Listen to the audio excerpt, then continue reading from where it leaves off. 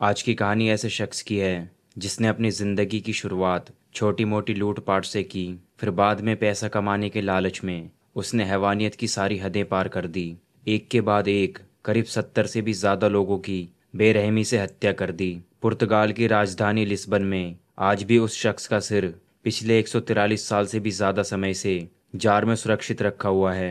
इस शख्स ने कोई ऐसा महान काम नहीं किया था जिसके चलते उसका सिर जार में सुरक्षित रखा गया है, बल्कि ये शख्स उन खौफनाक सीरियल किलर में से एक था जिसने ना जाने कितने मासूम लोगों की बेरहमी से हत्या की थी, वो भी सिर्फ एक पागलपन के चलते। ये वो सीरियल किलर है जिसे पुर्तगाल में इस घिनौने कर्म के लिए फांसी दी गई थी। हालांकि इसके बाद उस देश में किसी को भी फांसी की सज़ा कभी नहीं दी गई। तो कौन था वो सीरियल किलर और क्यों उसके सिर को आज भी जार में सुरक्षित रखा गया है? आज की क्राइम की जानकारी में सब कुछ तफसील से बताऊंगा, लेकिन उससे पहले अगर आप चैनल पर नए हैं तो चैनल को सब्सक्राइब कर लें और बेल आइकॉन ऑल पर प्रेस कर लें ताकि नई वीडियोस की नोटिफिकेशन आप तक पहुंच जाए। तो चलिए आगे बढ़ते हैं। उस सीरियल किलर का नाम था डियोगो एल्विस। डियोगो एल्विस का जन्म साल 1819 में स्पेन के गैसेलिया शहर में हुआ था।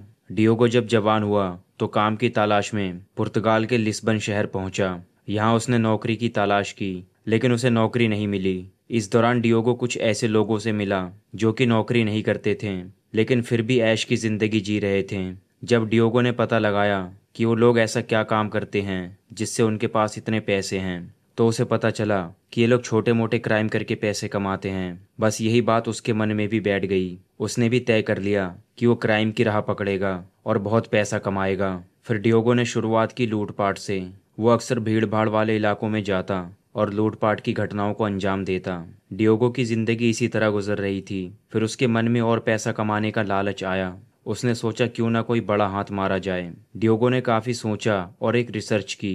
रिसर्च में डियोगो ने पाया कि लिस्बन में 213 फुट ऊंचा एक पुल है। इस पुल के जरिए ही बाहरी एरिया में जाया जाता है। इस पुल का इस्तेमाल खेती बाड़ी करने वाले किसान ज़्यादा किया करते हैं। वो लोग बाहरी एरिया से शहर में आते हैं और यहाँ फल सब्जियाँ बेचकर शाम को इसी पुल से वापस घर लौट जाते हैं। फिर डियोगो ने वहाँ जाकर देखा कि किसान या तो ग्रुप में वहाँ से जाते हैं या एक दो किसान कभी कभी अकेले भी वहाँ से जाते हैं। डियोगो ने प्लान बनाया कि जो सबसे आखिरी किसान अकेले शाम के समय वहाँ से गुजरेगा वो उसी को अपना निशाना बनाएगा ताकि पकड़े जाने का खतरा ना हो। फिर उसने अपना काम शुरू कर दिया। अक्सर वो अकेले जा रहे किसान पर अचानक से हमला कर देता और फिर सारे पैसे लूटकर किसान को पुल से धक्का देकर नीचे फेंक देता। उसे पूरा यकीन था कि 213 फुट की ऊंचाई से गिरने के बाद किसान की मौत होना तय है। इसी तरह डियोगो ने उसी पुल को अपना ठिकाना बना लिया। वो रोज घात लगाकर वहां बैठ जाता, फिर अकेले जा रहे किसान को लूटकर इसी तरह मार डालता। वो रोज लूटपाट की घटना को अंजाम नहीं देता था। लूट में उसे पैसे ज़्यादा मिल जाते तो वो उन पैसों से कुछ दिन अपना खर्चा चलाता और लूट की घटना को कुछ समय के लिए विराम दे देता। लेकिन अगर उसे पैसे कम मिलते तो वो रोज़ाना वहाँ घात लगाकर किसानों को शिकार बनाता जब तक कि उसके पास ज़्यादा पैसे ना आ जाते। इस दौरान कभी कभी उसका सामना कुछ हट्टे कट्टे किसानों से भी होता जो उसका विरोध करते। तो बदले में डियोगो उन्हें चाकू मार देता और फिर उन्हें पुल से नीचे फेंक देता। डियोगो को लूटपाट करते हुए 1 महीना गुजरा तो इलाके में बात फैलनी शुरू हो गई कि काफ़ी किसान जो लिस्बन जाते हैं वो गायब हो रहे हैं। बात लिस्बन तक भी फैल गई। तब करीब 25 से 30 किसान गायब हो चुके थे। पहले तो पुलिस ने सोचा कि शायद किसानों ने घाटा होने के चलते खुदकुशी कर ली होगी, तो पुलिस ने इस बात पर इतना गौर नहीं किया। लेकिन इसी बीच पुलिस के होश तब उड़े जब उन्हें पता चला कि पुल के नीचे से गुजरने वाले राहगीरों ने कुछ लोगों की लाश वहां देखी है। लाशों की पहचान की गई तो पता चला कि सभी मरे हुए लोग किसान हैं। जब लाशों का पोस्टमार्टम हुआ तो पता चला कि किसी भी किसान पर हमला नहीं हुआ है, उनके नीचे गिरने से ही मौत हुई है। पुलिस ने एक बार फिर से यही मानना शुरू कर दिया कि गरीबी के चलते इन किसानों ने खुदकुशी की होगी। बात खत्म होने ही वाली थी कि किसानों के गायब होने का सिलसिला चलता ही रहा और ये संख्या बढ़कर 50 तक पहुंच गई। पुलिस ने फिर से जांच शुरू की तो मरने वालों के घर वालों से भी पूछताछ की गई तो पता चला कि काफ़ी किसान ऐसे भी थे जिन्हें पैसों की तंगी नहीं थी। पुलिस को ये बात खटकी कि जब इन किसानों को पैसे की दिक्कत नहीं थी तो वो खुदकुशी क्यों करेंगे। पुलिस ने जांच फिर से शुरू की। सबसे पहले उस पुल को कुछ समय के लिए बंद करवाया गया। पुल बंद होने से किसानों की गुमशुदगी के मामले भी आना बंद हो गए। पुलिस के लिए ये बड़ी हैरानी वाली बात थी।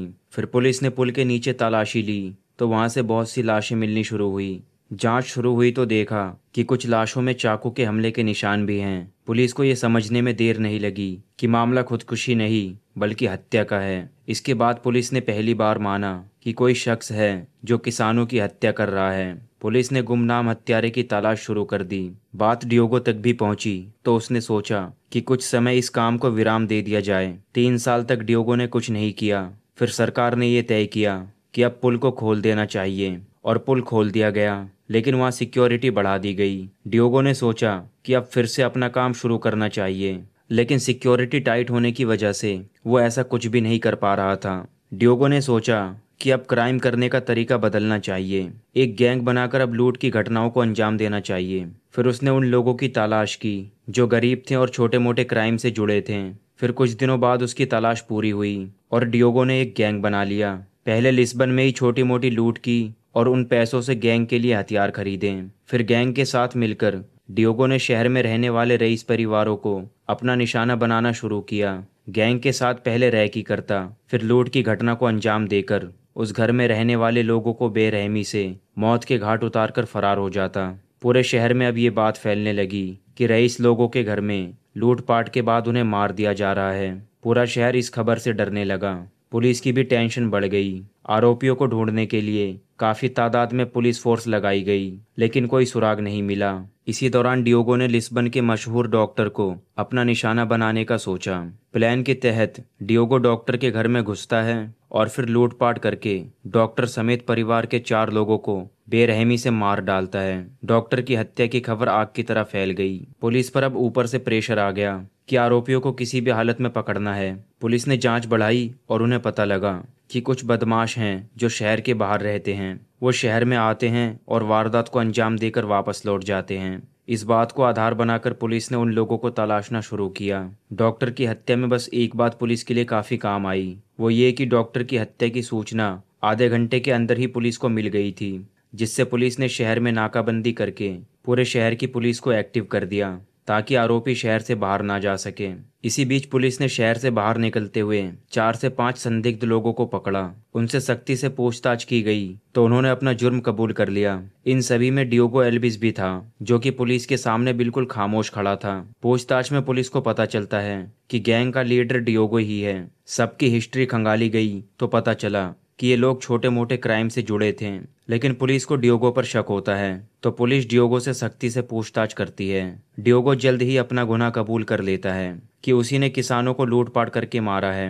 डियोगो पुलिस को बताता है कि 70 के बाद उसे गिनती याद नहीं है कि उसने कितने लोगों को मारा है। जब ये बात सामने आई तो पूरा पुर्तगाल हैरान रह गया, क्योंकि पुर्तगाल की हिस्ट्री में इतना बड़ा सीरियल किलर उन्होंने आज तक नहीं देखा था। शहर में बहुत हंगामा हुआ। लोगों में डियोगो को लेकर काफी गुस्सा था। कोर्ट ने आनन फानन में कार्रवाई शुरू की और फरवरी साल 1841 में डियोगो को सजाए मौत की सजा सुनाई। जब इसकी फांसी की तारीख तय हुई तो लिस्बन के कुछ डॉक्टर ने कोर्ट और सरकार से मौत के बाद डियोगो के दिमाग को रिसर्च के लिए अपने पास रखने की परमिशन मांगी। उन्होंने दलील दी कि वो इस बात पर रिसर्च करना चाहते हैं कि ऐसे सीरियल किलर्स की सोच कैसी होती है। कोर्ट और सरकार ने डॉक्टर्स को इस बात की अनुमति दे दी। रिसर्च के बाद डियोगो के सिर को यूनिवर्सिटी ऑफ लिस्बन के म्यूजियम में रखा गया है। आज इस बात को 183 साल हो गए हैं। दोस्तों, आपकी क्या राय है इस वीडियो के बारे में? कमेंट करके ज़रूर बताएं और वीडियो को लाइक करते हुए शेयर ज़रूर करें। क्राइम की दुनिया से ऐसी ही जानकारी के लिए हमारे चैनल को सब्सक्राइब करके बेल आइकन ऑल पर प्रेस कर लें ताकि नई वीडियोस की नोटिफिकेशन आप तक पहुंच जाए। तो मिलते हैं दोस्तों ऐसी ही किसी कहानी के साथ। तब तक अपना ध्यान रखें। धन्यवाद।